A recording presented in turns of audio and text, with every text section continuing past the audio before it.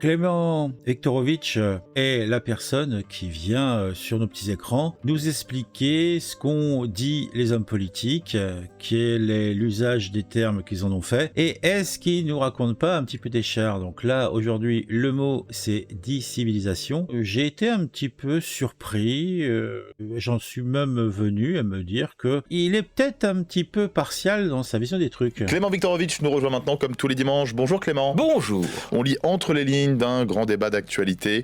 On va rebondir en ce dimanche sur un mot employé dans la semaine par le président de la République, la décivilisation. C'est ainsi qu'il a qualifié lors du Conseil des ministres l'augmentation de la violence à laquelle notre société ferait face. Mais pour vous, ce terme est contestable. Oui, contestable, je crois que c'est un euphémisme. D'abord, revenons sur les circonstances qui ont amené le chef de l'État à employer un tel mot. Il faisait spécifiquement référence à 3 drames récents, le meurtre d'une infirmière à l'hôpital de Reims, la mort de 3 policiers à Roubaix dans un accident de voiture et l'incendie de la maison du maire de Saint-Brévin. Emmanuel Macron concède que ces 3 événements ne sont pas de même nature, mais souligne qu'il n'y a jamais de violence qui soit justifiable et il conclut « Il faut contrer ce processus de décivilisation ». Est-ce que cette argumentation vous semble convaincante ? Non, mais pour une raison simple. Ça n'est pas une argumentation. Emmanuel Macron généralise à partir de 3 drames qui n'ont rien à voir. Un homicide volontaire, un homicide involontaire, une intimidation politique. Et ce faisant, il en oublie la toute première règle de la sociologie, une succession de faits isolés ne fait pas un fait de société. Pour se permettre de monter en généralité, il faut être capable de relier les cas que l'on a sélectionnés à une réalité plus large, étayée par des données solides qui font d'une régularité incontestable. S'indigner à juste titre de 3 drames violents ne suffit pas. La grosse bagouze à chaque doigt, le truc autour du cou, la gourmette, c'est peut-être un petit peu too much pour un dimanche matin, quoi. Pas à démontrer que notre société serait devenue plus violente. C'est même un authentique sophisme, un argument fallacieux. En l'occurrence, on appelle ça une généralisation hâtive. Et justement, de ce point de vue, que disent les statistiques sur la violence ? Alors, elles sont contrastées, il faut le dire. Les violences verbales, c'est vrai, augmentent. Les violences physiques, c'est beaucoup moins net. Selon ce que l'on mesure et comment on le mesure, les résultats peuvent être totalement contradictoires. Ah, les chiffres. Ah, c'est le plaisir des statistiques, hein. Selon l'œil qui regarde et selon les données qui peuvent avoir été prises en compte, on en vient à avoir des résultats qui sont pas identiques et surtout, après, il y a l'œil de celui-là qui interprète. On regarde où on veut. C'est compliqué. En revanche, ce qui est sûr, c'est que le nombre d'homicides baisse, lui, drastiquement. Il a été divisé par 2 depuis 1988. Les homicides baissent, ok, oui. Ensemble, les spécialistes s'accordent à considérer qu'on ne peut pas parler d'une explosion de la violence. C'est par exemple ce que dit la directrice de recherche émérite au CNRS, Renée Zauberman. Ah bah, si elle est au mérite, elle peut qu'avoir raison. Par contre, si les homicides baissent, il y a peut-être des raisons. Et les statistiques sont cruelles et surtout s'adaptent au message que l'on veut faire passer. Qu'est-ce qui détermine qu'une chose est un homicide ou non ? Ça peut être des juges qui peuvent reconsidérer la chose, ça peut être simplement les circonstances, on ne sait pas, on n'est pas au courant. Un élément qui est peut-être plus facilement identifiable et sur lequel on peut moins discuter, si on prend certains chiffres, en 2021, on avait 2 fois moins ou 4 fois moins d'homicides qu'en 2008, je crois, ou un truc comme ça. Pour l'année, je suis pas sûr. Par contre, il y a un élément qui, lui, est aussi discutable sur ces statistiques parce que c'est souvent aussi déterminé par les prises de plainte, par les juges qui vont statuer sur des affaires. Ce sont les tentatives d'homicide. Et là, pour les tentatives d'homicide, on a des chiffres qui me semblent un peu moins problématiques dans le sens où on peut facilement avoir des éléments qui nous permettent de voir les courbes qu'il y a. Et on va pas remonter dans les années 80 puisque c'est encore plus édifiant. On va se contenter de rester sur la période avec cette statistique-là des tentatives d'homicide par an en France entre 2016 et 2021. Sachant que tentatives d'homicide, chiffres correspondant aux éléments qui sont remontés depuis le ministère de l'Intérieur et notre service de justice français, c'est eux qui vont déterminer si tel événement est une tentative d'homicide ou non. En 2016, on était sur 2358 cas et en 2021, on était sur 3354 cas. compliqué quand même. Dire qu'on a une baisse des homicides, d'accord, mais ces tentatives d'homicide, elles sont largement en augmentation. Alors comment on peut expliquer ça? La courbe s'est inversée au niveau des homicides dans les années 80. Et nonobstant, ce qui est curieux, c'est que les services de réanimation qui sont justement adaptés pour gérer les cas problématiques ont été mis en place depuis 50 ans. Il y a une corrélation entre la mise en place de services de réanimation qui sont à même et spécialisés dans la récupération des cas les plus difficiles, les plus extrêmes, la gestion des personnes qui se sont pris des coups de couteau, des balles, et accessoirement, ils sont aussi là pour gérer les personnes qui ont des accidents. On va dire que ces unités spéciales ont fait beaucoup pour la survie de nombreuses personnes qui avaient été victimes d'une tentative d'homicide. Donc il y a, comme qui dirait, peut-être une corrélation au niveau des statistiques, mais effectivement les homicides en tant que tels ont baissé. N'est-ce pas antinomique avec le fait que les tentatives, elles, baissent? Alors, est-ce que le fait qu'on ait des services de réanimation qui permettent de gérer ce genre de trauma et de sauver beaucoup plus de monde rentre en ligne de compte? Sans doute, mais peut-être pas uniquement. Est-ce que la société est plus violente qu'avant? La question pour moi se pose pas ainsi. Il est quand même plus prégnant et compliqué à accepter qu'on soit avec une augmentation de violence dans une société qui est censée être apaisée. Nous sommes censés être des individus en laisse, carcans de notre société sont censés nous empêcher d'aller dans les excès. Alors pourquoi ces excès augmentent? Alors il y a peut-être une idée, une piste. Alors là j'ai été chercher un vieil article, Homicide en France, leur nombre a-t-il vraiment explosé en 20 ans? Donc c'est un article de 2021 et un certain René ou une certaine Renée Zimmerman expliquait que le taux d'homicide avait augmenté selon les propos de Alain Bauer. Alors je vais me contenter de reprendre simplement un paragraphe.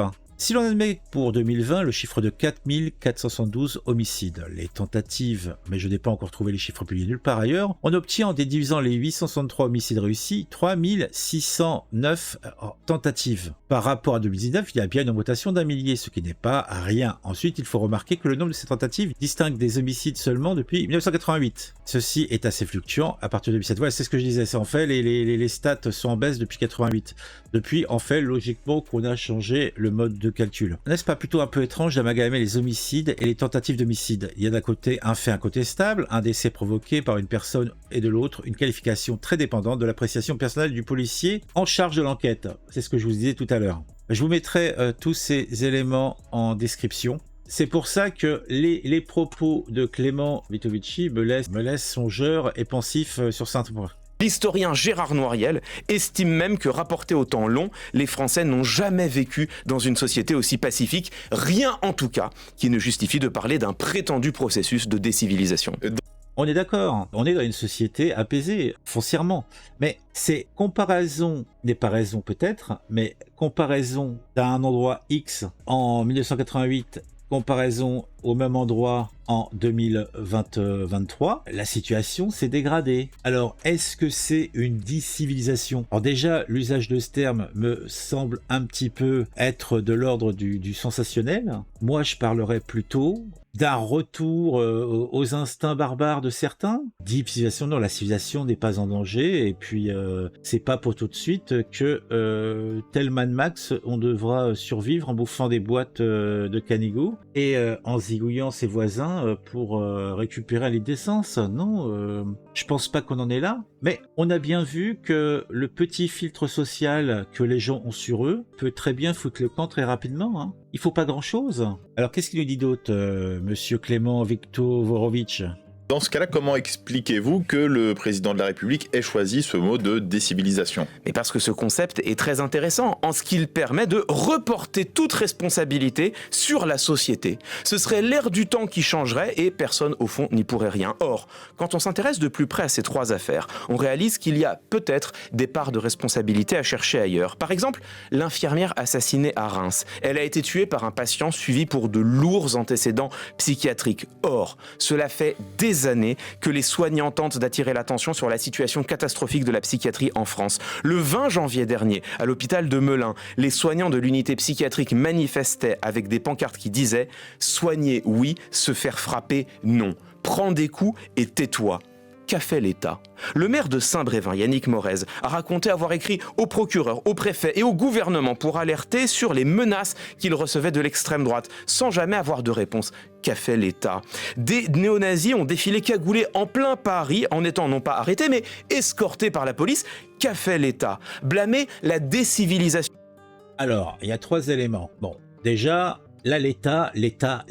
Alors, c'est l'État qui est à l'origine de tout, qui pourvoit à tout et qui collecte tout. Donc, c'est logique, effectivement, qu'on ait une appréciation, somme toute, assez mitigée de nos institutions et surtout des personnes qui sont censées être aux affaires et qui sont censées se montrer les garants de nos libertés et de nos lois. Souvent, ce qu'on peut reprocher à nos dirigeants, c'est de beaucoup légiférer, de beaucoup faire des effets d'annonce avec des lois dithyrambiques à droite et à gauche. Donc déjà, un moyen un peu plus de rendre le système sclérosé, bloqué, et surtout, après, de ne pas appliquer ces lois. Elles sont très marrantes pour faire un petit effet d'annonce, mais après, il faut les appliquer. Il y a quand même un contrat social, hein, et il faut jamais l'oublier. On délègue à l'État et aux personnes qui ont été choisies pour user de ce pouvoir, notre justice. C'est-à-dire que la justice personnelle, on l'a abandonnée à une institution au-dessus de nous pour, justement, éviter que ça soit la loi du plus fort. Et cela est très bien. C'est ça, vivre en société. À partir du moment où cet supra-organisme qui est censé s'occuper de ça ne le fait plus, que reste-t-il à l'individu ? Est-ce qu'il doit retourner dans la justice personnelle ? Si on en arrive là, effectivement, là, on retourne dans la barbarie, on retourne et on va vers la décivilisation. La civilisation, c'est un contrat d'abord entre individus, communautés. Le fameux vivre ensemble, le fameux machin. Si les institutions ne sont plus à même de régler tous ces problèmes, ce sont les individus qui vont reprendre cela en main et ce n'est bon pour personne, ni pour le système, ni pour les individus, puisque là, on revient à la règle de la loi du plus fort, la loi du plus nombreux. Ah, le talion n'est pas loin après, hein, pourquoi pas. Fort à propos, il va nous sortir l'exemple de la manifestation des 600 individus habillés tout de noir qui défilent de façon tout à fait légale. Il fait l'amalgame, parce que lui aussi fait de l'amalgame. Et ce sont des quoi ? Il a dit quoi ? C'est quoi le terme qu'il a utilisé ? Des néo-nazis ont défilé... Des néo-nazis. Ce sont des néo-nazis. Si c'était véritablement des néo-nazis, ils seraient devant des tribunaux, parce que, je sais pas, c'est interdit, c'est illégal, non ? Et c'est quoi ce terme néo-nazi ? Moi, j'aimerais bien, c'est intéressant ce que tu dis là. Mais il y a des lois, les lois sont très claires là-dessus. On a des nazifiés en 45, c'est quoi ? Moi, je suis comme assez surpris, hein, et ils devraient être devant les tribunaux, je pense pas qu'ils auraient pu défiler comme ils voulaient. Cagoulés en plein Paris, en étant non pas arrêtés, mais escortés par la police. Qu'a fait l'État ? Il fait de l'amalgame, il dit quand même pas mal de merde, le monsieur. On vient débunker les propos de notre président, mais on en rajoute un petit peu aussi. C'est pas très très joli, c'est pas très très beau, hein. Blâmer la décivilisation de la société, ça n'est rien d'autre qu'une manière pour le président de la République de faire oublier qu'il a peut-être une responsabilité dans ce qui se passe dans notre pays depuis 6 années. Le problème, c'est que si ce concept est commode d'un point de vue rhétorique, depuis 6 années, ça veut dire qu'il a fait un mandat et qu'il a été réélu. Il a fait ça avec l'adhésion des Français. Alors, peut-être pas tous les Français, mais bon, une majorité, il a été élu. Il pose aussi de très sérieux problèmes sur le plan politique. Que voulez-vous dire ? Et je veux dire que le mot lui-même n'a absolument rien de neutre. Décivilisation, il se trouve que c'est le titre d'un livre publié en 2011 par Renaud Camus. Renaud Camus, c'est Ah, ça y est, on nous ressort Renaud Camus. C'est quand même fou, hein. Cet homme a un tel pouvoir de persuasion sur les gens. C'est dingue, hein. C'est un prophète pour certains, c'est un monstre sans âme pour d'autres. C'est fou quand même. Alors je sais pas si il a raison, mais quand même il a un power, ce gars. Le théoricien du grand remplacement, condamné en 2014 pour provocation à la haine et à la violence contre les musulmans. Quand un homme tel... il a été condamné, hein. Tu vois, la justice fonctionne, l'État fait son travail. des sociologues, des statisticiens parlent de petits remplacements, des remplacements locaux. Donc c'est pas le grand remplacement, c'est des petits remplacements locaux. Alors peut-être que il faut interpréter ça comme une exagération quand il dit grand remplacement. En fait, ce qu'il voulait peut-être dire, c'était mais ça fait mieux le grand remplacement parce que les petits remplacements locaux. Que lui fustige la décivilisation, la déculturation ou l'ensauvagement, on comprend très bien quels sont ceux qui, d'après lui, en seraient responsables. Ah bon? Il faut qu'il nous le dise. Moi, je suis curieux. Qu'est-ce qu'il veut dire par là? De toute façon, par nature, s'il y a remplacement, il y a remplacement d'une population extérieure et une population qui est assez en nombre pour avoir un poids dans notre société. Donc oui, je crois qu'effectivement, il y a un élément aggravant, c'est vrai. Voilà donc un concept originellement raciste qui a Un concept raciste. C'est intéressant, parce que d'un côté, il va nous parler de racisme, de l'autre côté, il nous parle de religion. C'est bizarre quand même. Moi, parce que dans racisme, il y a le mot race. Je vois pas le rapport en fait. Non, mais ça, c'est ma bêtise intrinsèque, je pense. trouvé son chemin jusque dans les mots du président de la République. Sauf qu'il y a aussi d'autres références, d'autres origines à ce concept, à ce mot de décivilisation. L'Élysée fait même savoir que le président Macron ne faisait pas référence à l'auteur que vous avez cité. Oui, peut-être. On peut en effet imaginer qu'il avait plutôt en tête le livre très célèbre du sociologue Norbert Elias, Le processus de civilisation. Mais les mots ont une histoire qui dépasse. C'est vrai que les mots ont une histoire. Quelle est la petite locomotive idéologique qui le fait avancer ? Celles et ceux qui les emploient. Que ce soit par ignorance ou par calcul, Emmanuel Macron a conféré une légitimité au concept de décivilisation. Et ce faisant, il a donné du crédit aux théories que ce concept charrie. Emmanuel Macron cherchait manifestement à se dégager de toute responsabilité dans les drames qui ont marqué l'actualité. La responsabilité qu'il vient de prendre dans le débat public pourrait être plus grande encore. Dis donc. Macron, il a le dos large, c'est intéressant. C'est passionnant, c'est passionnant d'entendre un sachant saché, chanchon chien, avec son médaillon, là, sa chaîne, ses bagous aux doigts, et puis son petit t-shirt noir, et puis on parle même pas des petites lunettes rondes en ferraille. Ça me rappelle des propagandistes d'une autre époque. Je vais pas vous faire l'horreur de vous mettre des photos explicatives à côté, je laisse travailler votre mémoire et votre imagination, mais il y a quand même un petit côté propagandiste un petit peu malaisant pour moi. Les lignes, votre analyse, votre regard. Clément Viktorovitch, docteur en sciences politiques avec nous tous les dimanches. Attends, il est docteur en sciences politiques, ça change tout. Bon, on va se quitter là, on en a assez vu, assez entendu. Vous avez les liens vers mes sources dans la description. On se retrouve Thérapédo pour un autre point sur l'actualité qui m'aura intéressé, que je l'espère vous intéressera aussi.